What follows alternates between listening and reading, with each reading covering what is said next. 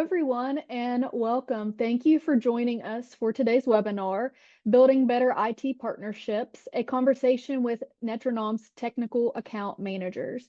I'm your host, Alina Atkins, and I'm the Growth Marketing Manager here at Netranom. We're excited to have you join us today for this conversation with the people who work directly with our clients every day. These are our technical account managers, or as we like to call them, our TAMs. You'll hear how our TAMs build long-term lasting relationships with their clients, how they develop strategic IT roadmaps, and how they help organizations like yours align your technology with your business goals.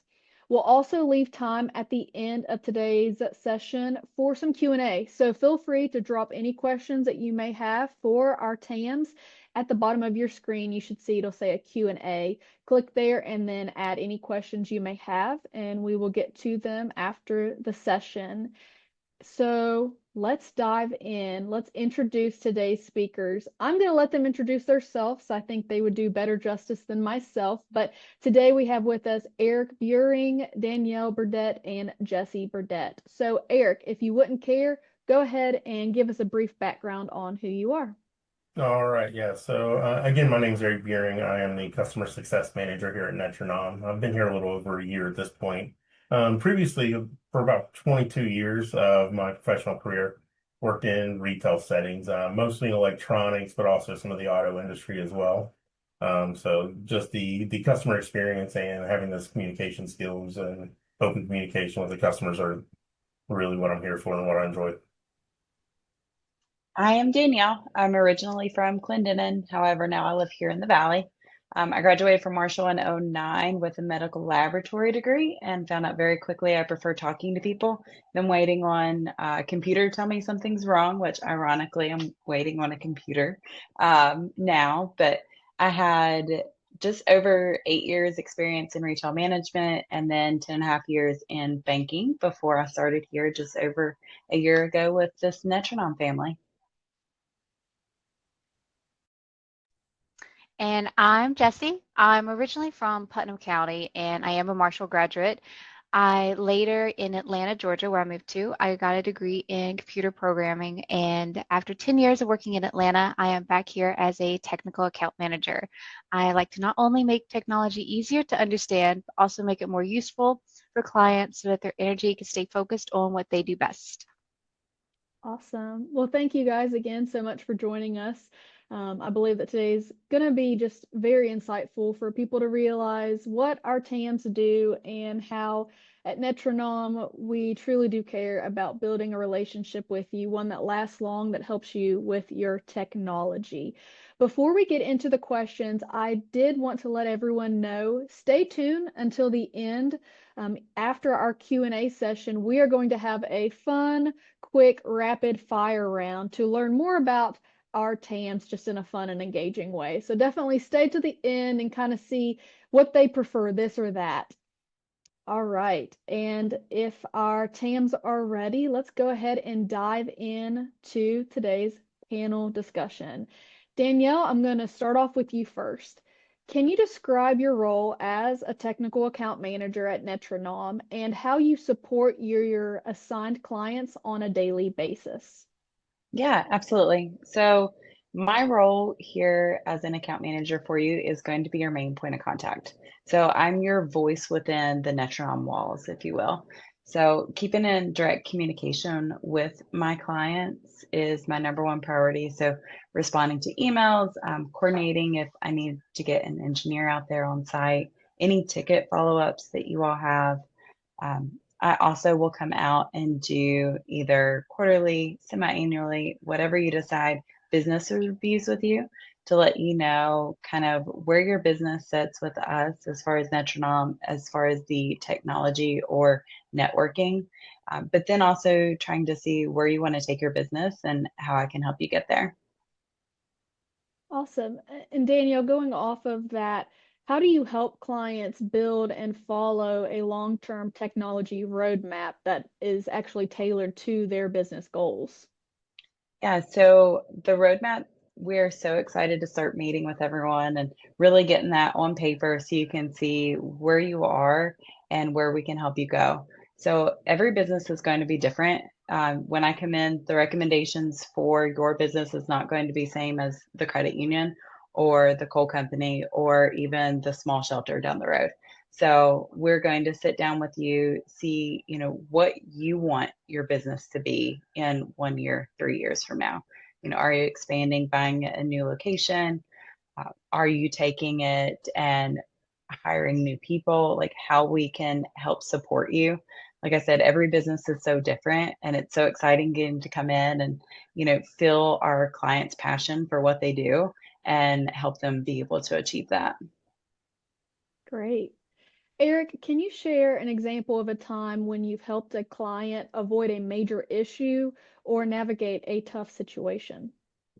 Uh, yeah, I actually just had one at the beginning of this year. Had a client who they have a large facility, a large site with multiple facilities on that site essentially, and they rent out to other tenants that do scientific stuff. I don't know whether it's technology or stuff that's way above my level there. But they have one of those facilities that actually needs to be climate controlled, and one of their HVAC systems went out. Now, with that being said, this HVAC system had its very own server and workstation that went with that to control it. And they didn't know that existed. We didn't know that existed. So when this HVAC unit goes out, they start calling the HVAC company. Well, they don't have access to the equipment to get in there to see what settings are off or what's going on with this. Their former IT person did not remember the password either. So with that being said, like there's a lot of communication between a lot of people, between multiple people for that client, myself, our technicians, our engineers, even our director of operations here. And there was a lot of time spent after hours even trying to make this happen. It took us a few days to actually get into that server, get that corrected so the HVAC system was working. The best part about that was the temperature wasn't too cold, wasn't too hot outside. We were just the right time for all that. So we didn't have any major issues and nothing really got changed within their system and hurt them from a tenant standpoint. But we were able to get them taken care of in a couple days and all hands on deck. And that's the best part about what we do here at Netranom is actually getting everybody involved if we need to. And it's not just one person trying to come up with a solution. Right. Um, and Eric, just going off of that, what are some common technology blind spots that you have noticed or seen with new clients, and how do you go about addressing those? I think one of the biggest eye-opening things that I've seen in the last year roughly is the amount of cyber attacks that are happening across the industry. And trying to keep on top of that is very difficult for anybody, even for us for that matter. It's changing every day. AI is not going to help that. It's actually just making it easier for bad people to do bad things. And so with that, having those conversations, especially around sensitive data, financials, things like that, like making sure people understand they're aware how to help prevent that, making your employees aware of what they're doing on a day-to-day basis, whether it's through their email or links they're clicking, things like that. What can they do to help prevent that from happening to you? It's always an issue out there or a possibility that could happen, but we always want to try to be protective of that and prevent it as much as possible. So I think some of those solutions that we offer, even some of our older clients that have been with us for a long time, this is all new for us. We just, I think, brought in cybersecurity for Netranom here in just last year and a half, 2 years roughly. So trying to get all that to them and understand what's possible for them to help prevent those situations from happening, especially around that ransomware, is really the key thing that we want to educate our clients on and make sure they have an ability to stop that or try to prevent that as much as possible. Jessie, how do you keep clients informed about technology trends or risks that could impact their business? So I try to keep it more simple and relevant to everyone. Most people I know they're not really looking for so much a lecture. They want more to know what actually matters to them and their business. I usually like to keep it relative and tie it directly to their specific environment. For example, I know Windows 10 is going end of life, so I want to show them like how that could affect their team. I usually would give notes on how we can move forward in their situation specifically, like for example, which computers might need upgraded or what options they have. I know with technology, everything changes fast, and it's all about trying to give a heads up as soon as we can before a problem can become a fire. Right. Danielle, this question is for you. What do you think sets Netranom's customer service apart from other IT providers? I think being that hand-in-hand partner, you know who is going to be showing up. You know, because we come and visit and we like to bring those hot dogs or donuts when we come to visit, you know who you're calling. Whether it be you're getting familiar with Jeff, who takes a lot of our tickets here, whether you're getting familiar with our technicians that come on site to help you all, our engineers. I mean, a lot of these people have been with the business for so long. Um, we make it personable. We're not just coming in to try and sell you something. We really want to see your business succeed. And that partnership between us and that relationship that we have, I think really sets us apart. And when Danielle talks about these hot dogs, is it what bakery does it come from, Danielle? It's Spring Hill Bakery. Yeah. They're in, I call it South Charleston. I don't know if that's technically what it's classified as, but it's just this pastry that's split down the middle. It's got this sweet cream on the inside of the filling, powdered sugar, chocolate drizzle. It's so funny because some of my clients that I have a little note reminding me like, don't schedule their business reviews on Monday because Spring Hill Bakery is closed on Monday. So they know when we show up with those little white boxes, you know, we're not only there to have that business conversation, but we're there to catch up on, you know, how are your kids doing in the sports?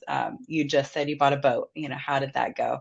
Kind of bringing it back to that fun relationship as well. Yeah, that's great. And if you haven't tried the hot dogs, they're delicious at Spring Hill Bakery in Charleston. Little shout out there. Um, Jessie, how do you build trust with clients, who may have had a poor experience with IT providers in the past? It's kind of like a once bitten, twice shy. So how do you build trust with them, even though they've had a poor experience in the past? So my secret weapon is also the hot dogs. I took a page from Danielle's book on that, but really I know that the first thing is they might not they I don't auto assume that they trust me just because I show up. I like to listen a lot, especially at first. I try to ask what has worked for them and what hasn't. Also, what is their biggest concern, like right then and there? What is the red flags that they're most on their mind? Um, I do try to be honest about what we can do and what might take time and kind of be upfront about expectations. Any meeting I have, I try to take lots of notes and kind of like as others have mentioned, we come up with more of a roadmap. So I try to have something in front of them with everything that they're thinking about at the time. From there, we will have homework, and I like to follow up with the clients as we go as often as I can on the progress, even if it's small steps. And Jesse, going off of that, you had just mentioned like the homework after you meet with a client. How do you balance the day-to-day support requests with longer term strategy for each client? So I try to stay organized and carve out time for both. I like to track more short-term issues so nothing falls through the cracks. I'm always writing little post-it notes and everything everywhere, but I also like to block out time weekly to review each client's kind of bigger picture. I look at those roadmaps and see what's aging, what's working, what might not be working, or what's not aligned with their goals anymore. It's going over those roadmaps and checking on what needs attention or updated. So I like to bring ideas that keep them ahead, not just afloat. Great. This question is for all three of you. So, Eric, if you'd like to start, and then Danielle, and we'll go to Jesse last. What do you enjoy most about working directly with customers as their dedicated technical account manager? So I think working in the retail industry and management within that for the last 22 years, there's always a people aspect of this, and communication, clear communication, and especially even working in electronics, like there people have certain levels of their understanding of technology, right? So being able to have a conversation that is just genuine, but also not. I don't want to say this. Don't want to sound bad, but like nerding out on something, right? Like we don't want to talk over somebody's head like we know more about it, because the reality of it is this panel right here doesn't know more than anybody watching at home or listening to this, right? We have people for that, and we can get those answers for you. So it's taking those communication skills, making it work for their business, and then just being that voice for them, that liaison between the company and Netranom, and just having that transparent dialogue at all times and being just available for them. Yeah, for me, I really enjoy coming in and seeing everyone's locations. So I'm always amazed. I love a good tour when I get there. Like I said earlier, it's their passion. They wouldn't be there if they didn't enjoy it. Well, most people wouldn't be there if they didn't enjoy it. But it's seeing, kind of what drives them, what they get up for each day, and hearing them talk about it. And like I said before, the growth potential. Um, I am a people person. I enjoy to talk. I don't have a technology background. So that is why my great support team here of the engineers, the technicians that we work with each day, is so meaningful here at Netranom, because I can come in, I know it through our conversations, I know where you want to go, what you need, and then I can come back and communicate that to our engineers and get a great plan together for your business, and then bring it back to you. Like Jessie said earlier, that small communication, even if an update is, hey, I don't have an update for you, people really respect that. And that's something that I enjoy as a TAM, just keeping that communication going between me and the customers.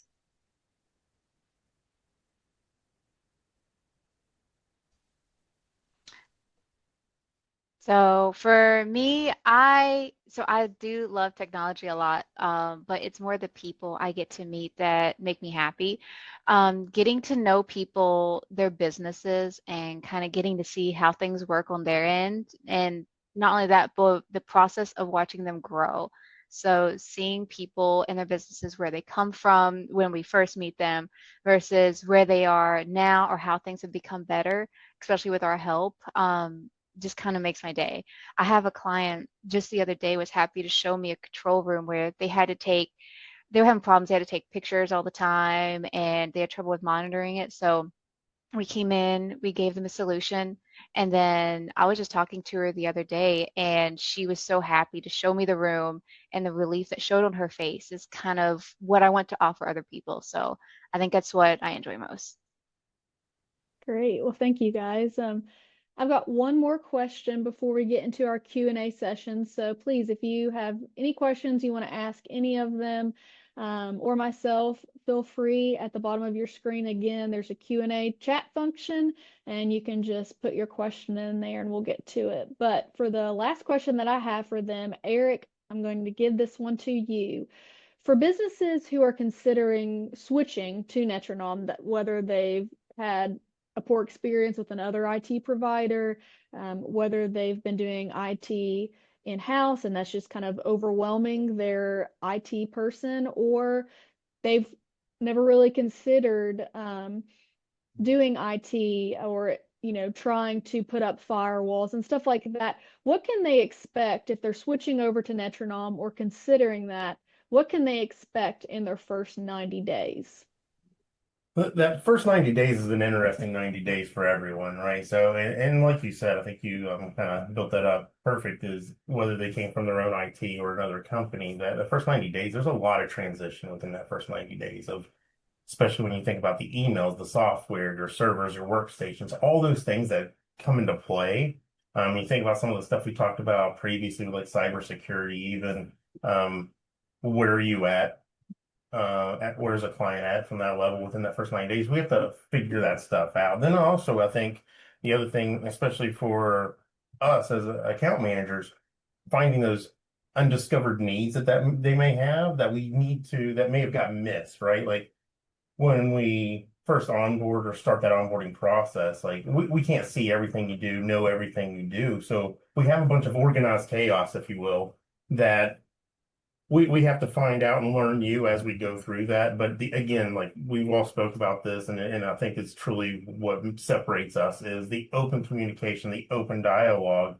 We are here to listen and bounce those ideas and get that feedback so we could take it to the 20 to 30 smart people we have in these other offices to figure out those answers for us, come up with that solution and make it happen and execute on that solution. And I think that's really the key there. So um, that's the first 90 days. It's like I said, it's fun. There's a lot of emails, a lot of phone calls that happen back and forth. But because of that, I think we end up with the best end results and that growth moving forward to make sure your business is running how you want it to run. Great. All right, so let's go ahead and get into our Q&A session. Um, One question is, how do you explain technical things to people who aren't very tech savvy? Do you have a go-to approach that helps? Yeah, so for me, it's really taking life experiences and trying to translate it into that, right? I'd say for an example, and this is probably a bad example, but this is what I got for you right now. Like, I can change the oil of my car, right? But I don't want to. I will pay somebody for that, right? So I think there's times where possibly you can fix or handle a situation, or you can Google it yourself. But yeah, at the end of the day, like you're paying us to do that. Let us take care of that. And if you need walkthrough, like that's what we're here for. Um, so trying to simplistically like lay those out there is just trying to do like real life experiences. Another example I would say is like everybody, or at least everybody my age, had a CD player at one point or had some sort of gaming system at one point, right? We all have experienced those disc skipping, things like that. And like we could get into technical of like, well, there's a laser built in there and it's trying to read that disc and bounce it and make that information. Like we don't need to get into that. Everybody understands that happens. It could be dust, it could be a lot of things. We don't need to get into that, but you can relate that to why something may not be working. Um, that's really, I think, the key is trying to find some way to make that relate into something that you deal with on a everyday, instead of actually just trying to talk technical jargon, which nobody really wants to hear anyway. So that's really, I think, the key for me. Right. I do think it's important, Eric, like you had mentioned, is whether you're a business owner or a manager or director, um, you got that role for a reason, and you have something that you are trying to help. You have a cause. I'll think of like a doctor. They want to help people. They don't want to manage their IT. And so, just like you had mentioned, getting your oil changed, you you want to drive. You don't want to have to deal with the maintenance. And so that's how I kind of like to look at Netranom too, is we're here to help do your IT so that way you don't have to and you can focus on what you love to do the most. Um, but another question that we have is, how do you help businesses decide when it's time to upgrade or replace aging systems? I'll take this one. So I understand upgrading it can be scary or exciting depending on what you're working with, but I try to keep it tied to risk, cost, and function.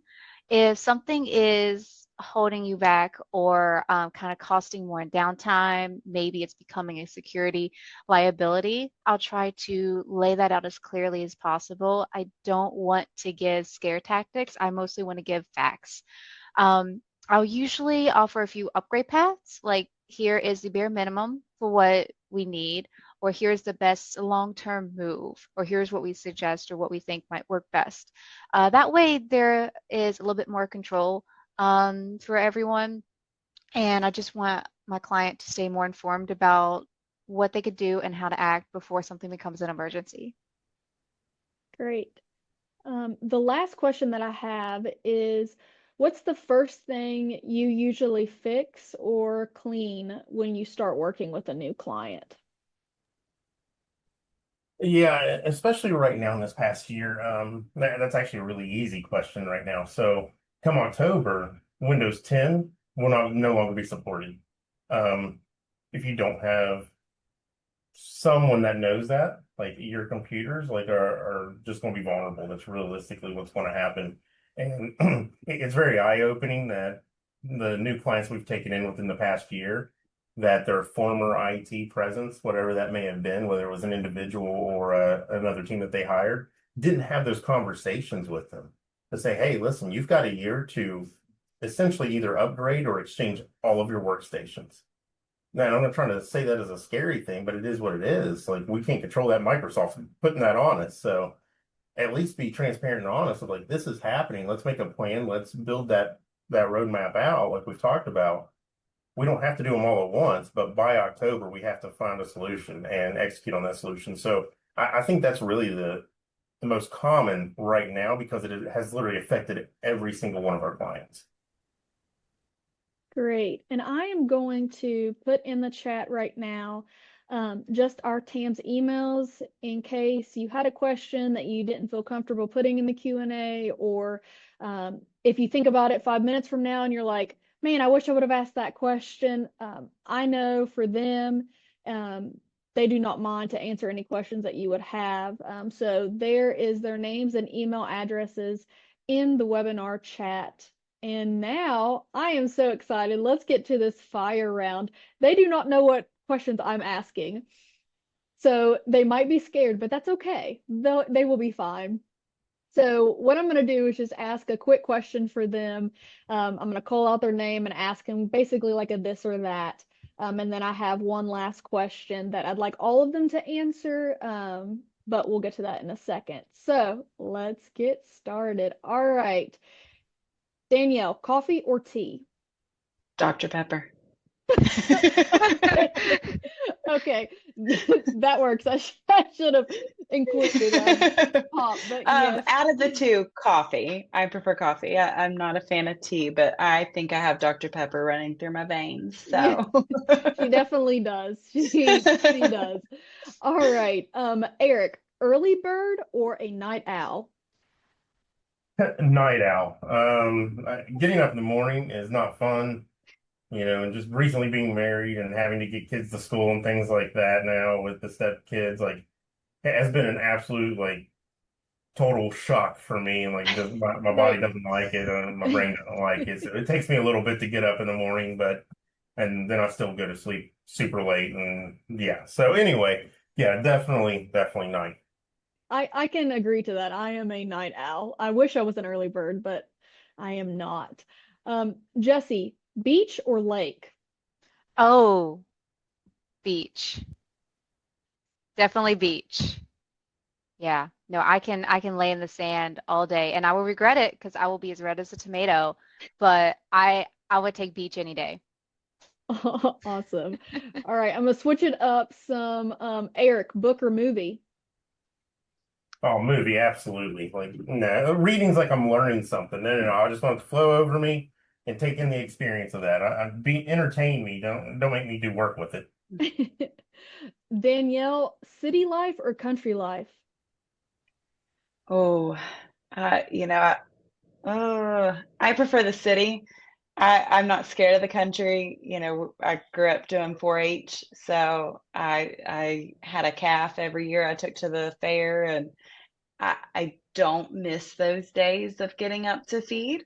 So probably city. Awesome. Jessie, Marshall or WVU? I have to say Marshall. I went to Marshall, so I don't think I can say otherwise. Right. Yeah, Marshall's located in Huntington, West Virginia, and then you got WVU in Morgantown. So I am also a Marshall fan. I did graduate from Marshall, but I know we got some WVU fans too in our office, which is always kind of fun to talk with. Eric, are you a cat or a dog person? Dog, absolutely. Absolutely a dog. Like, I've had a couple cats in my life. Just no, not for me. Me and my dogs, I name them after the Cleveland Browns, like greats, and that's what I do. Like, I love my dogs. So, I know Jesse's a cat person, right? Very much. I have one cat and I spoil her too much. and she can be wrong. That's fine. Okay. It's okay to be wrong. It's okay. I'm right, but All right. And then the last one that I want all of you guys to answer before we end today's session is Eric, again, we'll start with you, then Danielle and Jessie. In one word, what do you love most about working at Netranom? Hmm. And not to put you on the spot or anything, but Family. I was trying to want to get me in trouble which one dang, was. We'll go with you got family. my word. I hope I took both their answers, so You good. did. You did. that's great. Compassion. A good one. Laughter. Yes. It's every single day. Someone either makes me laugh or it's just good conversation. So, yeah. That's awesome. Well, to our panelists, thank you so much. I think this was definitely informative. And to our attendees, thank you for joining us. I hope that you've gained some insight on Metronom. That I think that's a great way to end it, that we are a family. We are compassionate, and we love to laugh and have a great time. And I know with our TAMs, you will, as clients or just throughout our community, that you are able to see that through our TAMs and then through our employees as well. So again, feel free to take a screenshot of the chat if you have any questions that you would like to ask our TAMs. Their emails are right there. And be on the lookout for next month's webinar. We will be announcing it soon. We announce it on emails and on social media, so just be on the lookout for that. And we will be sending out, this webinar has been recorded, so we will be sending you all a email that will have the recording on it. So if you want to rewatch, or if you have a colleague that you think would benefit from watching this, please feel free to share it with anyone that you would like to. So again, we just want to thank you all for joining us, and have a good rest of your day. Thank you all. Thank you.